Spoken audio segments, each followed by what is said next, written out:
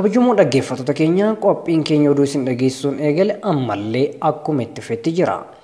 Sadaasa sagal guyyaa yaadannoo fincila diddaa gabrummaatiin wal qabatee ijoo dubbii adda bilisummaa Oromoo irraa qophaa'e isin biraan geenna kunooti.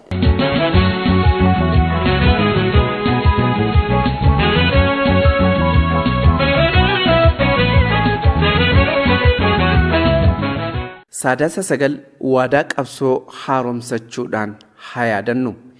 Ijoo dubbii adda bilisummaa Oromoo Sadaasa sagal bara 2019. Har'a guyyaan Sadaasa sagal bara 2019. Sadaasni sagal seenaa qabsoo bilisummaa Oromoo keessattuu seenaa sochii dargaggoota Oromoo qeerroo keessatti iddoo olaanaa qabama. Waggoota 14 dura Sadaasa sagal bara 2005 ture kan dargaggootni Oromoo yaamicha dhaaba isaanii adda bilisummaa Oromoo irraa taasifameef owwaachuudhaan maqaa fincila diddaa gabrummaa jedhuun ifatti warraaqsa bilisummaa bifa haaraadhaan dhoosan.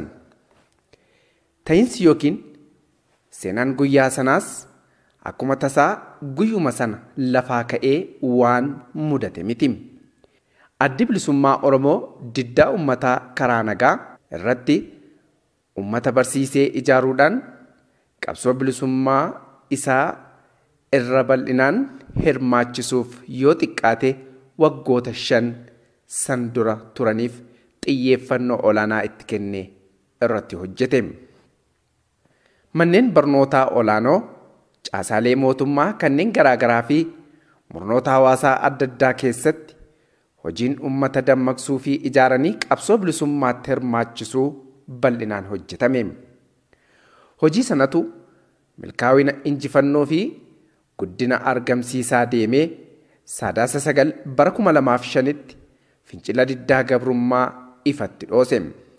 Fincilli sochiin seena qabeessi sun jalqaba kan dho'e barattootaan ta'us hataattamaan birmannaa murnoota hawaasaa yookiin qonnaan bultoota, barsiisota, daldaltoota, artistoota, hojjettoota mootummaa fi kan kana fakkaatan hundaan dabalamee akka ibidda saafaatti Oromiyaa waliin gahee sirna mootummaa abbaa irree raase.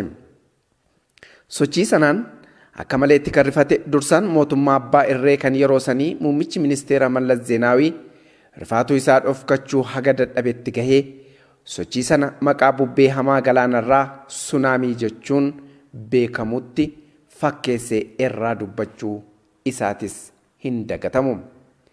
Fincilli diddaa gabrummaa gaafas ifatti labsamee dhohutti ibidda dikee seene tahee takka riphee waan dhaame fakkaachaa takka bilbilaa yeroo irraa yerootti muuxannoo kuufachaa fi qaramaa deemaa eebila bara 2011tti ammoo boqonnaa haarawaa kan ijaaramuu qeerroo bilisummaa Oromoo maddisiisetti tarkaanfate.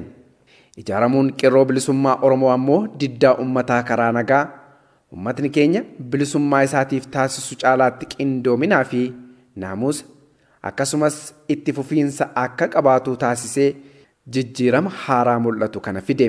Warraaqsa seena qabeessa Sadaasa sagal bara 2005 dhohee yeroo dheeraaf deemee sana keessatti sabni keenya wareegama guddaa baase. Ilmaan Oromoo goototaa fi qeerroo hedduutu lubbuu isaanii itti wareege. Hedduutu qaama itti hir'ate. Jireenya namootaa fi maatii hedduutu manca'e. Sun hundi adeemsa qabsoo bilisummaa Oromoo keessatti gatii bilisummaadhaaf baafamaa turee fi har'as baafamaa jiru keessatti ilaalama. Success has many fathers but failure is an orphan jedhu faranjoota. Mo'insi yookiin milkaa'inni namoota hedduutu itti abbaa ta'uu fedha. Kufaatii garuu yatiima yookiin ilmaan maatiin irraa dhumanidha akka jechuuti. Yaada kana waa malee hin kaasne. Har'a akkuma argaa fi dhagahaa jirru namootaa fi murnoota hedduutu jijjiirama har'a mul'atu kana qabsoo bilisummaa saba keenyaatiif akka injifannoo guddaatti ilaalamu kanatti abbaa of fakkeessuuf wixxifatu. Haga yeroo dhiyootti garuu sochii seena qabeessa sabni keenya tarsimoo diddaa ummataa karaa nagaa dhaabni isaa addi bilisummaa Oromoo kaa'eef hordofuudhaan taasisaa ture sana akka ummata ficcisiisuu wareegama hin barbaachifneef ummata saaxiluu harka namaatiin ibidda qabachuu kan kana fakkaatanitti ibsuudhaan duulli ololaa farra qabsoo irratti banamuudhaan addi bilisummaa Oromoo ittiin balaaleffatamaa turuu isaa taajjabbii guddaadhaan yaadanna. Addi bilisummaa Oromoo fi abbaan qabsichaa sabni keenya garuu maaliif maal akka gochaa turre waan beeknuuf ololootaa fi gochoota farra qabsoo sanaan osoo duubatti hin deebi'in harka wal qabannee sadarkaa har'a jiru irra geenye jirra. Bakka irraa kaanee beekna, bakka kaaneefis hin dagannu. Kanaafi ololli gantootaa fi ayyaan laallattootaa yoomuu mogolee nu hin buusne, hin buusus. Dhiichisni miiraa fi mirqaanaa yerootiin guutames nu macheessee nu hin dogoggorsine, nu hin dogoggorsus akkanaan as hin geenye. Har'a Sadaasa 9 bara 2019 irraa waggaa 14 of booda deebinee Sadaasa 9 bara 2005 dura haala ture oggaa yaadannu seenaan qabsoo hojjennee akka sabaatti ta'e akka dhaaba adda bilisummaa Oromootti kan ittiin boonnudha. Wareegamni baasne ulfaataa ta'us gatii bilisummaa keenyaaf baasne waan ta'eef ittiin boonna. Haa ta'u malee har'as galma kaaneef kan wareegama ulfaataa sana itti baasnetti ni dhihaanne malee hin geenye. Bilisummaan saba keenyaa hin mirkanoofne. Ba'aan qabsoo nurraa hin buune. Wareegamnis nurraa hin dhaabbanne. Kanaaf Sadaasa 9 guyyaa seena qabeessa fincilli diddaa gabrummaa saba keenyaa itti eegale waggaa 14ffaa isaa oggaa yaadan galma keenya sana gahuuf haala amma keessa jirru keessatti qooda nurraa eeggamu hunda akka bahannu waadaa keenya haaromsachuudhaan ta'uu qabnaan dhaamsa adda bilisummaa Oromooti.